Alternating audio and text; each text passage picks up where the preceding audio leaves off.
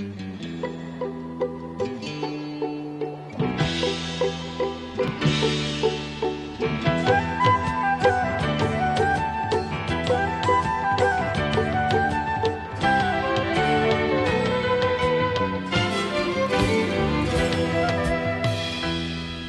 you for joining us.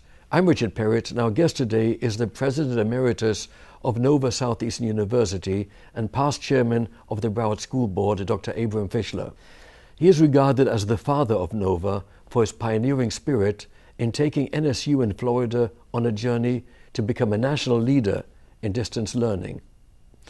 Dr. Fischler began his quest to improve the educational system through technology as a high school science teacher in New York, and he believes that every student must have curriculum delivered at a pace consistent with the student's individual needs and learning style. Dr. Fischler has always been involved in a number of causes and, of course, charities as well, in addition to his concern for Israel in an ever-changing Middle East, and will share his views on this following these messages.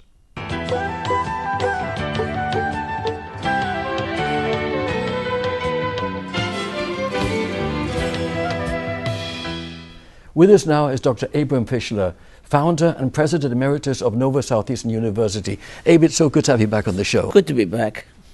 Abe, you know, we live in a changing world with so much innovation and technology, and it's just amazing to see how things have changed from those days in which you were a science teacher a few years ago, and now still so much involved in the forefront of education.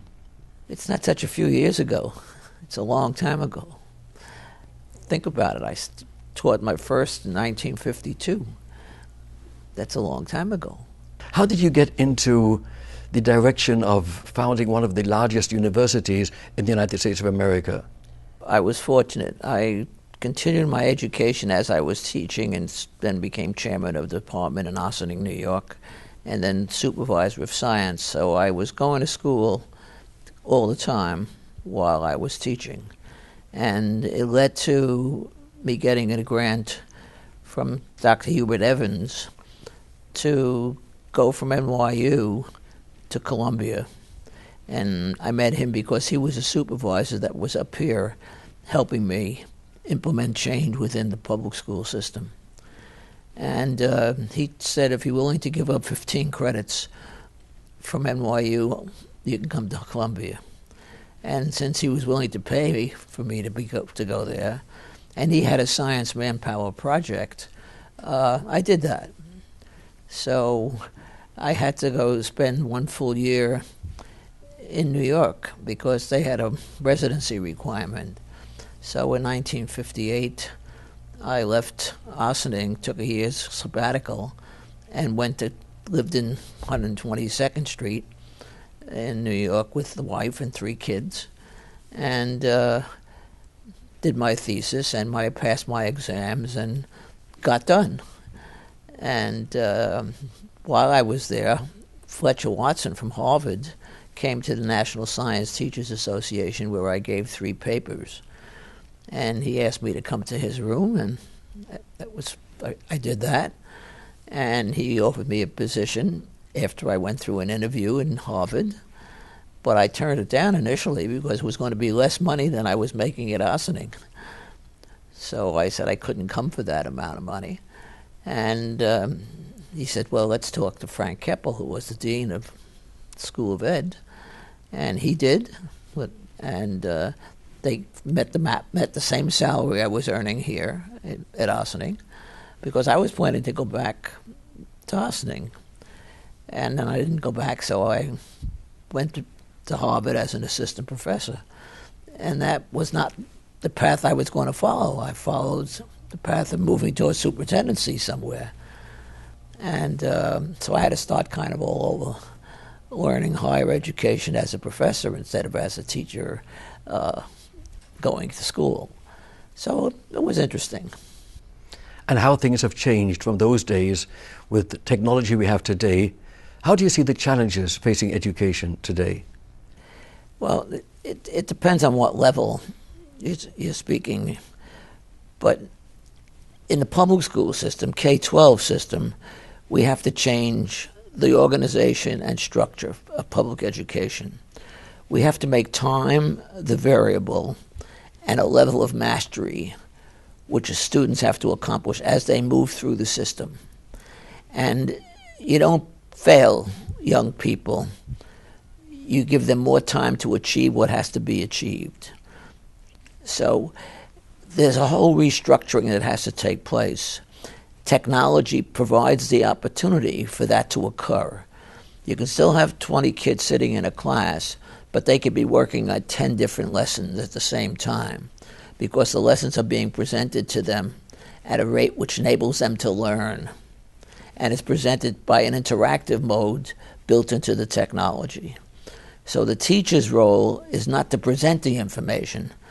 The teacher's role is to walk around and help each child who's working on a continuum to learn what's within the next modality, at least in terms of the two cultural imperatives, which is language, English, and math.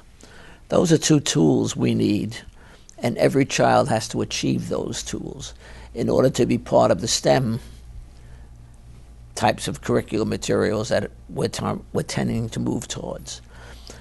But science and social studies could be presented in a small group mode.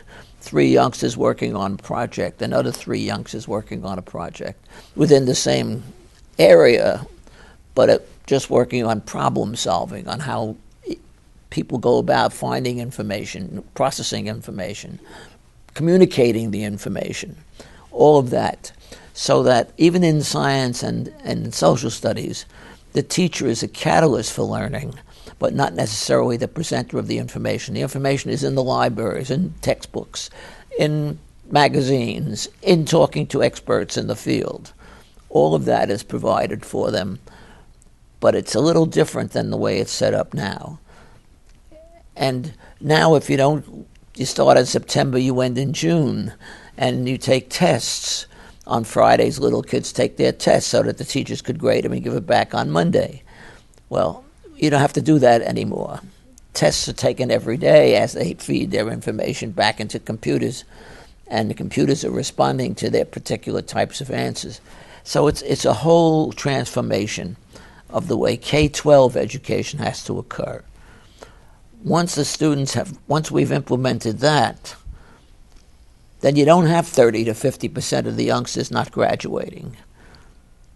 That doesn't happen because they're all reinforced in a positive way, and every time they do something in a positive way, the teacher says, wonderful.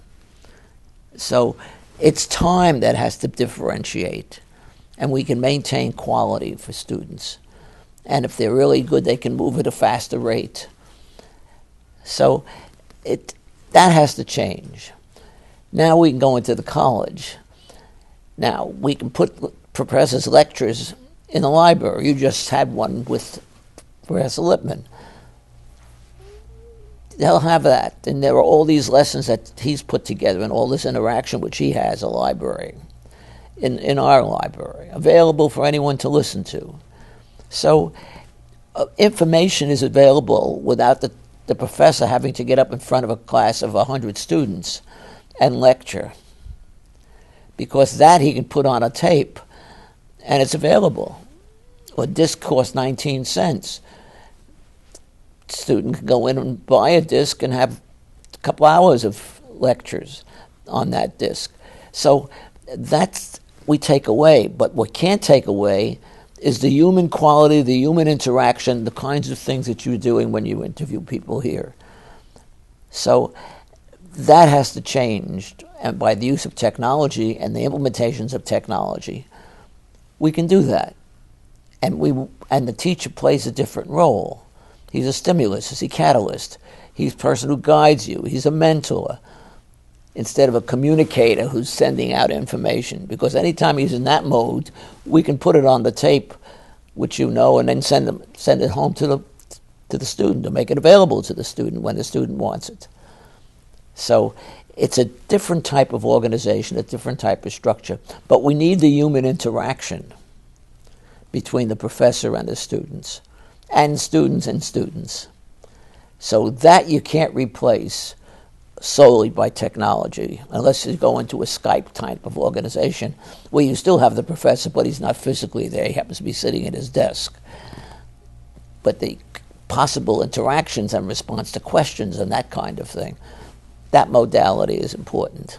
Speaking of interaction, now that Nova Southeastern University is one of the largest in the country, tell us of the teamwork and interaction between this university and others worldwide. It depends really on the organization and structure which is taking place inherent within the university. You just interviewed Fred, and he's the chancellor of the Health Science Division. It's a division made up of 8 schools. And he has the freedom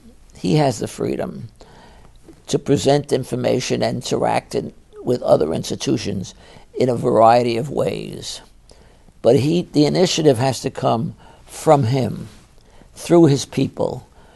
There is no central thrust where we all have to do the same thing. Each chancellor, each dean has ownership in terms of what happens under his or her direction. That ownership is important in my mind. And through that ownership, that individual has an opportunity to mold a delivery system which satisfies 2 things. One, the quality of what students are learning, and the economic viability of his school or his center. Those 2 are what I held him responsible for. Outside of that, he had the freedom to do those things in any way he thought best. So I don't sit and tell the oceanographer how he ought to organize his oceanographic center. And I don't tell Fred how he ought to organize his 8 schools within his responsibility. Each one of them can do that on their own. And if they have the opportunity to interface and interact with other institutions, that's fine. There's no objection to any of that interaction. In fact, it's encouraged. So within the institution itself and external to other institutions. I'd like to take this opportunity to convey greetings from Baroness Susan Greenfield of Oxford University. She's a neuroscientist there. Her team is researching Alzheimer's and innovative new situations and discoveries in that area. And she conveys her greetings to you and would like to meet you one of these days. I'll be seeing her next week. Please say hello and invite her to come to Nova. Absolutely, will do so, sir. I'd like to ask you, how do you see the future of education in general? Just by what we're talking about. We'll have interactions occurring through technology, student to faculty, student to student, student to faculty, external, student to people who are practicing in the fields, because we'll see each other through a connection similar to Skype, but we'll have other connections as well. You're not limited to physical areas to have education. Education is available through many modes, and it's the building of those modes into a comprehensive educational environment which enables you as a student to be able to pick and choose how best you're going to learn what has to be learned. In fact, when Nova started, remember we started at the PhD with 17 students in 3 different centers. So we didn't have a big faculty. We actually had more students than we had faculty in that little PhD level. But what students were doing, they were all at the PhD level, so they all had to be working on research of the professor that brought them here. And the only student that ever paid tuition in those years was Marilyn Siegel, who finished a PhD in human development and started the whole 0 to 18 programs, which we had. So education is not place-bound any longer. Abe, when considering universities in general today, there is controversy with regard to so-called academic freedom. You'll find different student groups in different colleges across the world, in the United States as well, promoting certain causes, being quite outspoken, often influenced by outside elements, using the university as a platform to further their causes, often dubious ones. What are your thoughts with regard to academic freedom? We have to have freedom in a university. It's the one place where intellectual debates should take place. If people have different ideas, they could present them. There could be discussions about them, etc. But I think what's important is we respect each individual and each group so that they can provide the dialogue. The university provides the place where the dialogue takes place in a respectable manner. And as long as it's done in that kind of an environment where you can even encourage conflict resolution through the interactions which occur, and it's not one is right and one is wrong. These are beliefs that people carry starting when they're born, and seeing and watching and observing. It's okay. I don't mind that. What I don't want is the mass kind of behavior patterns which interfere with the opportunity for true intellectual dialogue, and that has to stop. I have to respect you for what you believe and interact with you, and you don't have to agree with me, and that's all right also. But in an environment where freedom of speech is available, and it occurs, but in an environment where we respect one another and we give each one of us an opportunity to speak. Another thought comes to mind with regard to academic freedom.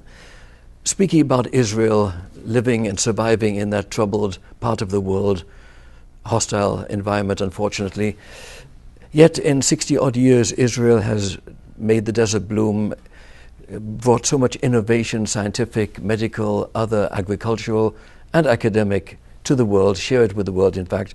And the results, the educational system there is rather impressive. As far as politics are concerned, Israeli Arabs have also been invited to attend schools in Israel and do, and I believe there are a greater number of Muslim students in Israeli universities per capita than in other countries. What are your thoughts with regard to academic freedom and the achievements of the State of Israel with regard to education? Israel really became a country in 1948, and it had to build a whole set of infrastructures and continue to be in an environment which was hostile, fighting a series of battles and wars. So they deserve a great deal of credit. But if you understand that there is a culture that makes that country a little different, the Jewish people always admired education. It was a very important part of one of the pillars of Judaism. And so the thought of not being educated doesn't exist in that culture. And so parents know that there's an obligation, if they bring a child into the world, to provide those three stands on which Judaism rests. And so it's a country that cherishes education, supports innovation, a country that's now the third largest GPA in the world, and it's a small country. So it's and very homogeneous, except for the Arabs, which primarily are allowed to go to school in that environment, and so they take advantage of it, and rightfully so. They ought to have the freedom to do that, especially those that want education, because it's nearby, it's relatively inexpensive for them, and they're near home. Or whether they live in Jerusalem or live in Haifa or live on the other side of a border, they still can go to school. So it's a way of providing an opportunity for people to get an honest education in an environment where they have the freedom to interact, the freedom to debate, the freedom to learn, and in an environment which supports that. It's an important part of Israel. And if you look at the research they are making major contributions throughout the world and filing patents throughout the world, so which is respected in almost all countries. So it's a different kind of an environment, and it's going to continue in spite of a hostile group from a political point of view, but not from an educational point of view. Well, all we can do is hope that the rational process of people becoming more enlightened, better educated, will lead to intelligent solutions in Israel, that region, and worldwide. I would agree. My hope is that there's peace in the world and cooperation and transfer of knowledge, which improves the quality of life for everybody. On that happy note, I'd like to conclude our interview. I want to thank you again so much. Thank you for having me. My pleasure and honor, sir. I'll be right back.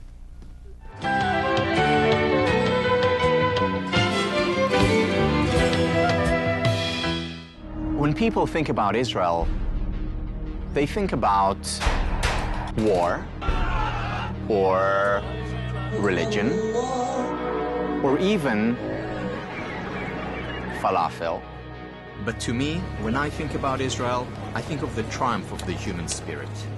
Israelis, surrounded by enemies, have turned a desert with hardly any natural resources into a flourishing, productive, and caring society.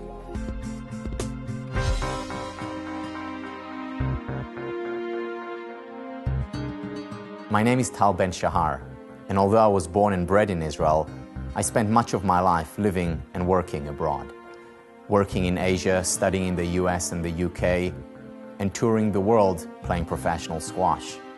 I received my PhD from Harvard, and after completing my studies, I went on to teach there. He teaches Harvard University's most popular class, Positive Psychology. Please welcome to the show, Tal Ben Shahar. Tal? Hello, sir. It was very exciting to know that what I was thinking about, writing about, and teaching was having an impact. In spite of all this, I decided to move back to Israel. The main reason for this move, I would say, is family.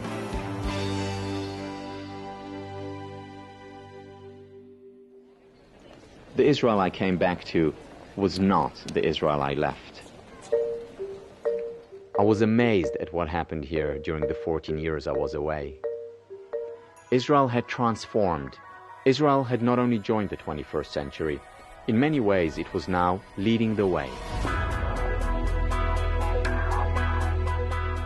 When you look at the NASDAQ, companies are listed from around the world. There's one country, though, that truly stands out, and that is Israel. And Israel is the fastest growing, one of the most dynamic, entrepreneurial, and innovation-based economies on the planet. The sky is the limit for inventors in Israel. Israel has been a remarkable achiever in terms of technological innovation. Israel has developed some of the world's leading technology. Even if you don't live in Israel, chances are you have something that was made here. If you just look at it on a daily basis, how much stuff do you use in your daily life that has its origins in Israel? It's rather remarkable. Many of the microprocessors invented by Intel were designed in Israel. Nowhere in the world outside of Silicon Valley will you find more technology startups. People come from all over the world to look for Israeli technology. Warren Buffett shelled out more than $4 billion for Iskar Metalworking, the largest purchase the legendary investor has made outside the United States. I understand that their facilities are incredible, but I would expect that. Intel developed here. HP as a center here. Google is very successful here. Microsoft as well as in research and development. If you actually do the math, Microsoft is almost as much an Israeli company as we are a U.S. company. This country has been such a beta site or a laboratory for solving both national and international problems since its inception. The technology coming out of Israel is being used to connect the world, green the planet, save lives, and have fun. Wow. Wow. For instance, Kinect lets me use my body as the controller. This very cool technology was developed in Israel and then bought by Microsoft. In a way, Israel is known to everybody as a center of innovation, as a place where you can find more innovation than anywhere else in the world per capita. If you look at countries that are represented in these stock exchanges, the ranking today is number 1, of course, the United States. Number 2 is China, and number 3 is Israel. The US, China, Israel. Looking at our size, how is it that Israel, with its 7 million people, has the 3rd largest group of companies traded in New York? This is an amazing fact for a tiny country to actually eclipse all the nations of Europe in the creativity of its entrepreneurial leadership. This is what Israel is all about. And to be back here, to be able to share it all with my family, this is what life is all about. This concludes our special program for today from On Location at Nova Southeastern University. I'm Richard Peretz. Thank you for being with us.